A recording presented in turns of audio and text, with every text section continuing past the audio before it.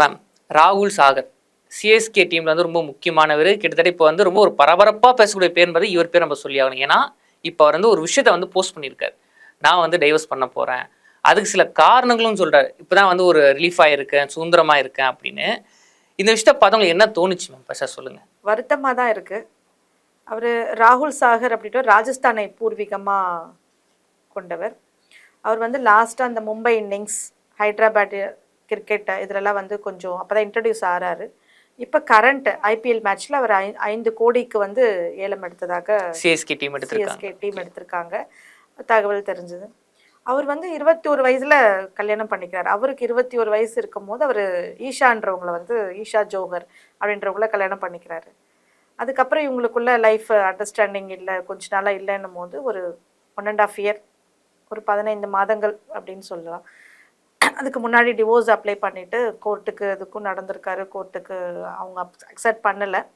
So அதுக்கப்புறமா அவருக்கு விவாகரத்து வாங்கியிருக்காரு. ஸோ வாங்கிட்டு எண்ட் ஆஃப் த செஷனில் சொல்லியிருக்காரு, நான் இப்போ தான் சுதந்திரம் அடைஞ்ச மாதிரி ஃபீல் பண்ணுறேன் அப்படின்னு ரொம்ப மகிழ்ச்சியாக ஒரு இன்டர்வியூ கொடுத்துருக்காரு. Okay ma'am. இப்போ வந்து இவருக்கு திருமணம் நடக்கும்போது 22 ஏஜ், இப்போ 26, 4 வருஷம் கழிச்சு தான் அவருக்கு புரியுது இந்த மேரேஜ் நம்மளுக்கு வேண்டாம் அப்படின்னு. கிட்டத்தட்ட மேரேஜ் நடக்கும் போது கோவாவில் பிரம்மாண்டமாக நடந்துச்சு.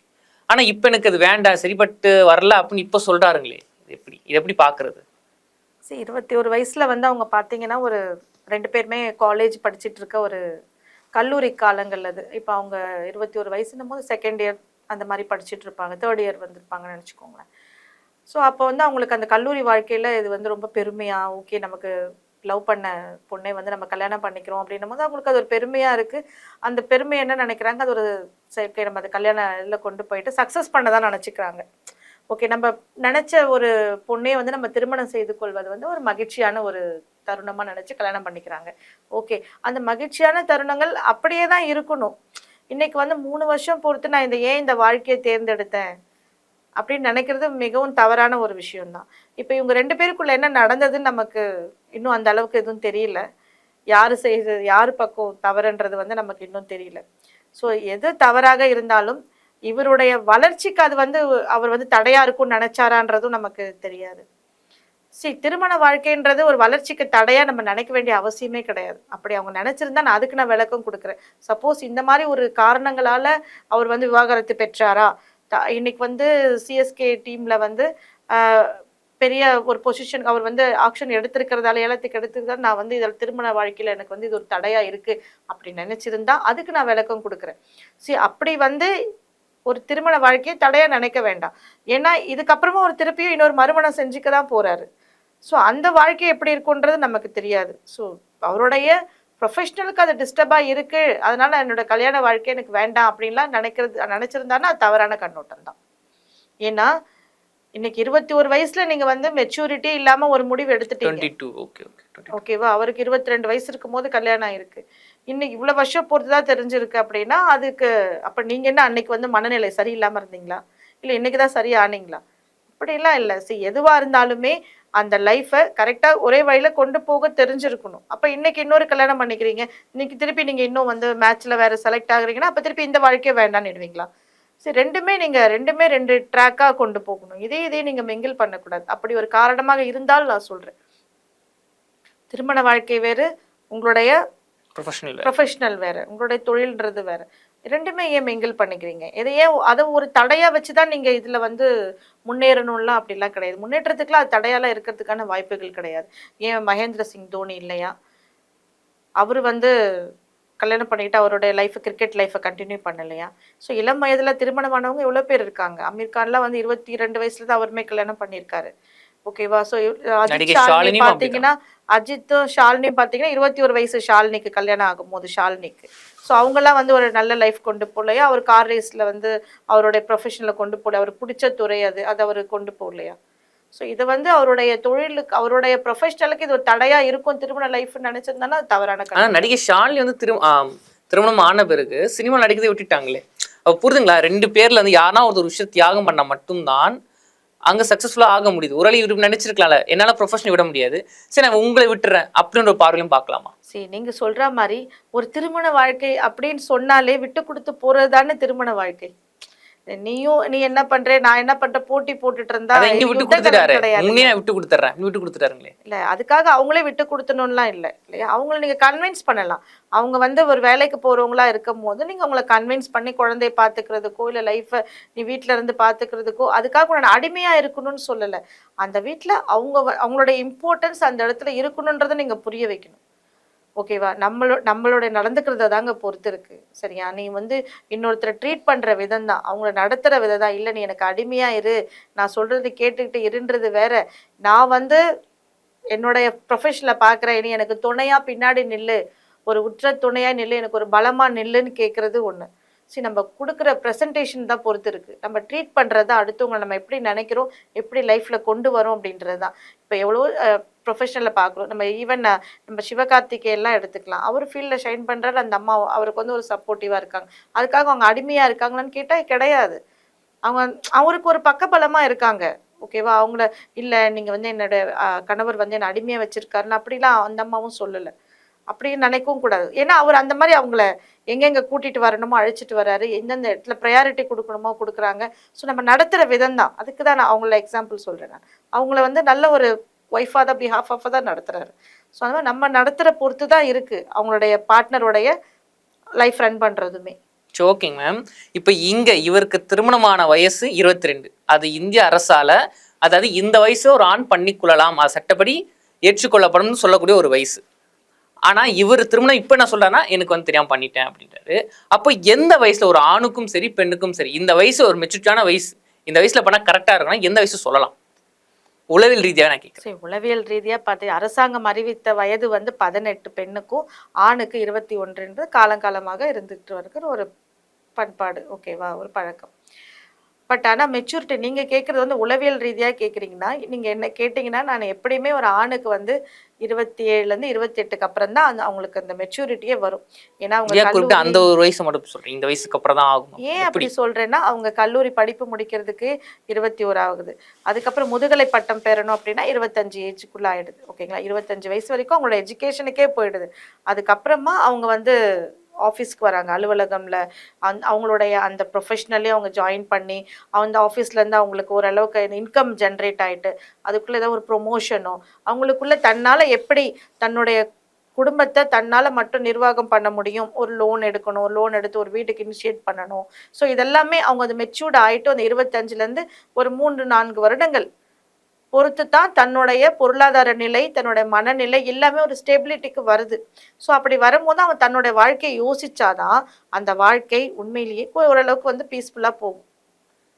அப்பதான் வந்து பார்த்தீங்கன்னா, ஓகே. இப்ப நான் ஒரு ஜென்ரலா பார்த்தீங்கன்னா, என்னோட வழக்குகள்லயே நான் வந்து ஒரு 2, 3 வழக்குகள்ல பார்க்கும்போது பார்த்தீங்கன்னா, காலேஜ் முடிச்சிடுறாங்க. வீட்ல பார்த்து கல்யாணம் பண்ணிடுறாங்க. கல்யாணம் பண்ண உடனே ஒரு 24 வயசுலயே கல்யாணம் பண்ணிடுறாங்க. பண்ணுன உடனே பொண்ணு சொல்லுது, "லோன் எடுத்துரு, உடனே எடுத்துரு. வீடு வாங்க, வீடு வாங்கன்னு."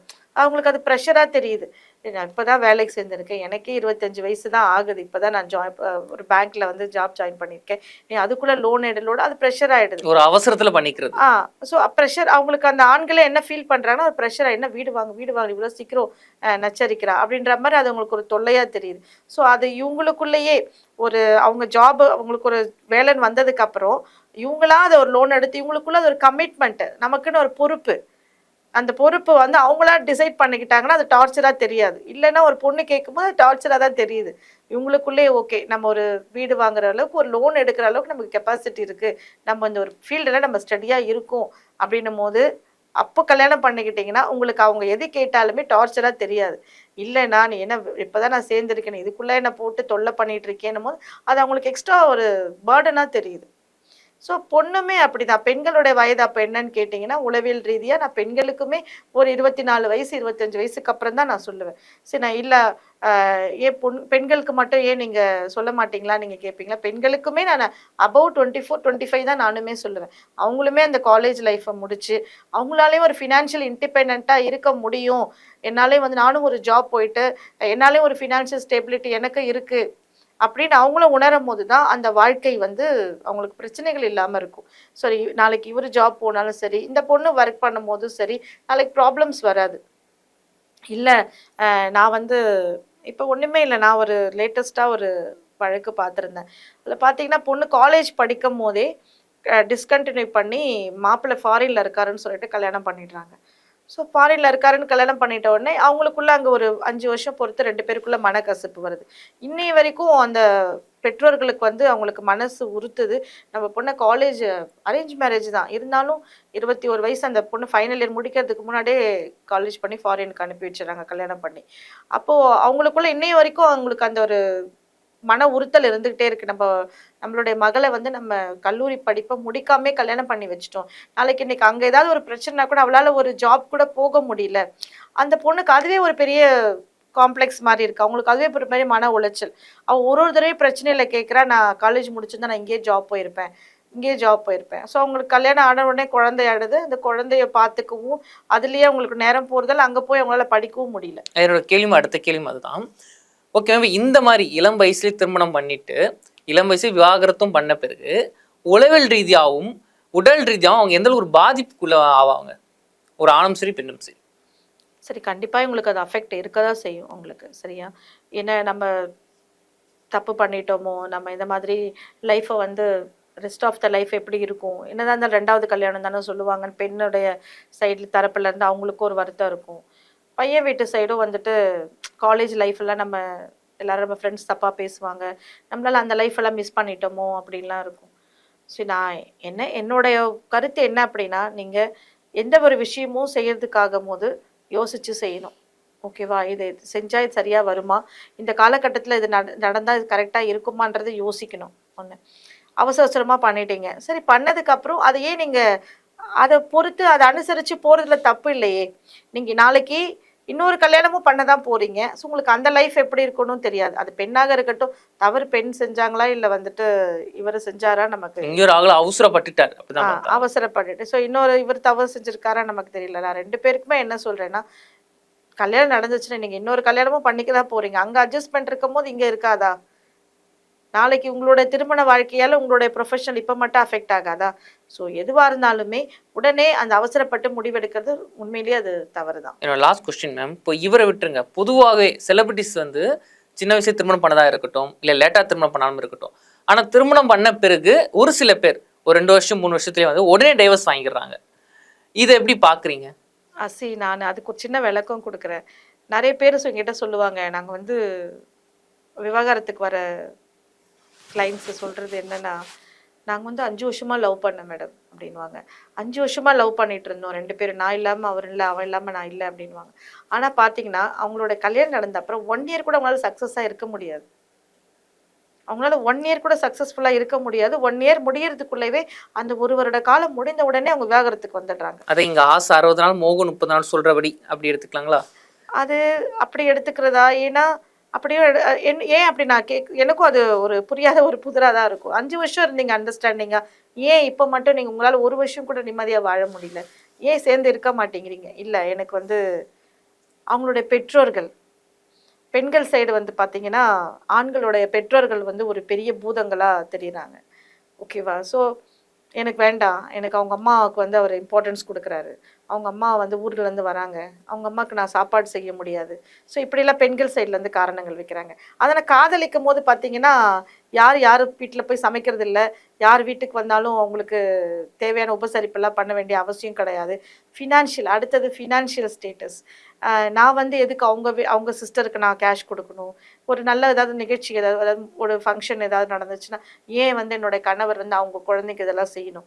ஸோ இதெல்லாம் வந்து திருமணம் ஆன உடனே கேள்விக்குறியாக வைக்கிறாங்க பெண்கள் தரப்பில். என்னை பொறுத்த வரைக்கும் அதையே நீங்கள் ஒரு குடும்பமாக ஏன் நினைக்க மாட்டேங்கிறீங்க?